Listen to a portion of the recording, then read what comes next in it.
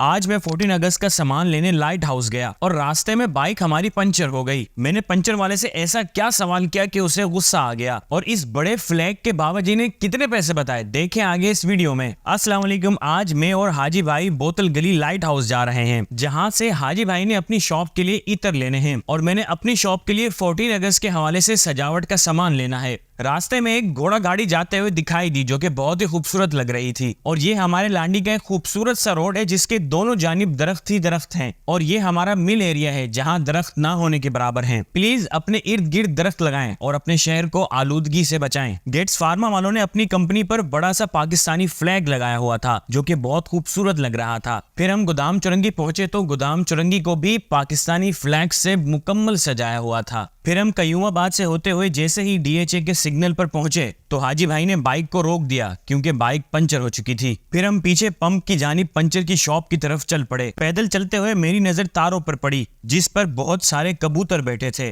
फिर मेरे जहन में एक सवाल आया कि इन कबूतरों को करंट क्यों नहीं लगता। आपको पता है तो कमेंट्स में जरूर बताएं। हाजी भाई बहुत आगे हो गए थे और मैं व्लॉग बनाने के चक्कर में उनसे काफी पीछे था। खैर फिर हम पंचर वाले के पास पहुंच गए। पंचर वाले ने कहा बाइक को वहां खड़ा करो। फिर ये भाई बाइक में से व्हील बाहर निकाल रहे थे तो मेरे जहन में एक सवाल आया जो कि मैंने इनसे पूछा। यार मैंने एक चीज़ सुनी है पंचर वालों के बारे में कि पंचर वाले जो है वो किले फेंक देते हैं रोड पे। अच्छा, वैसे फेंकते हैं? कोई भी नहीं फेंकता? हमारे को क्या पता, हम अपना काम करते हैं, हम उन्हों की जासूसी थोड़ी करते हैं। अच्छा, यानी आप लोग नहीं फेंकते? मेरी इस बात से भाई को गुस्सा आया और भाई ने गुस्से से व्हील को बाहर निकाला। फिर दूसरे भाई ने व्हील में से ट्यूब को बाहर निकाला। फिर ट्यूब में हवा भरी और जमाना कदीम के पानी में ट्यूब डालकर पंचर चेक किया। अल्लाह का शुक्र है एक ही पंचर था और एक वक्त था कि इस बाथ टब में बड़े बड़े लोग नहाया करते थे और आज हम जैसे गरीबों के पंचर चेक हो रहे हैं। फिर भाई ने हमारी ट्यूब को इस मशीन से रगड़ा जिसको मेरे ख्याल से ग्लेंडर कहते हैं और इसके बाद हमारी ट्यूब का ये हाल हो गया जैसे कोई छोटा ऑपरेशन हुआ हो। फिर बड़े उस्ताद ने कोई रबड़ नुमा चीज लगाई और फिर ट्यूब को इस्त्री के नीचे रख के उसको टाइट कर दिया और अब हमारी ट्यूब का पंचर लग चुका था और आज आप पक्का पंचर लगाना सीख जाएंगे। फिर उस्ताद ने ट्यूब को व्हील में डाला और फिर हवा भरी। बाइक के व्हील की रबड़े भी खत्म थी तो उस्ताद ने न्यू रबड़े लगाई। रबड़े लगाने के बाद उस्ताद ने हमारे व्हील को बाइक में फिट किया और अब हमारी बाइक बिल्कुल रेडी हो चुकी थी। फिर मैंने उस्ताद से कहा, उस्ताद नाम क्या आपका? कादिर नाम। कादिर भाई नाम है हमारा। कादिर भाई हमें डिस्काउंट करेंगे ऐसे ही? जी। कितना डिस्काउंट कर रहे हैं कादिर भाई? इसमें 20 रुपये डिस्काउंट हो जाएगा। चले भाई, बहुत शुक्रिया कादिर भाई।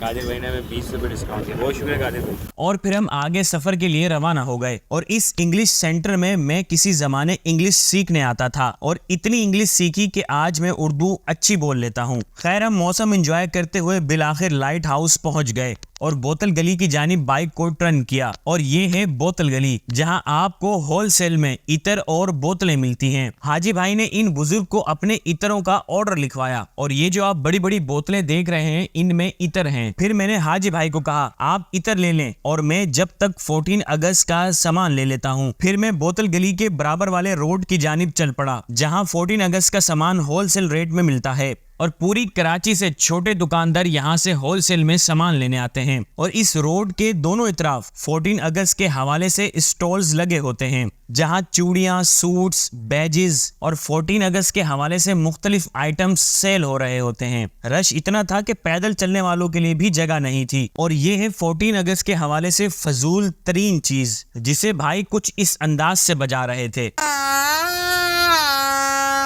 फिर मुझे यहाँ मौजूद सबसे बड़ा फ्लैग दिखाई दिया तो मैंने अंकल से रेट मालूम किए। झंडा कितने का? 4000 रुपये का भाईजान। 4000 रुपये का? कमी बेशी? 3500। फिर मैंने इन भाई से पूछा कितने का लिया ये? 350 रुपये का। कहाँ से लिया? कहाँ पर है दुकान? कहाँ से? रास्ता कहाँ से?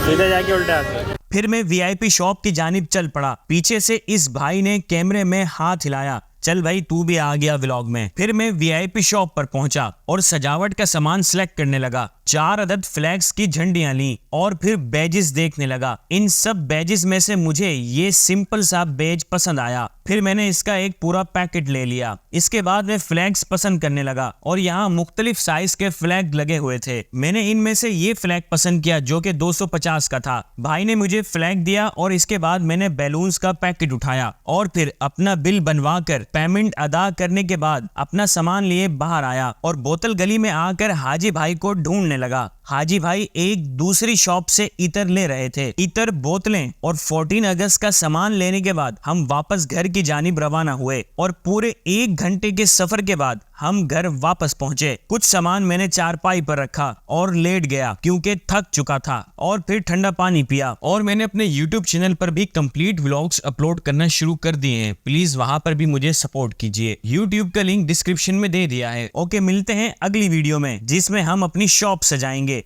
अपना बहुत सारा ख्याल रखें। अल्लाह हाफिज।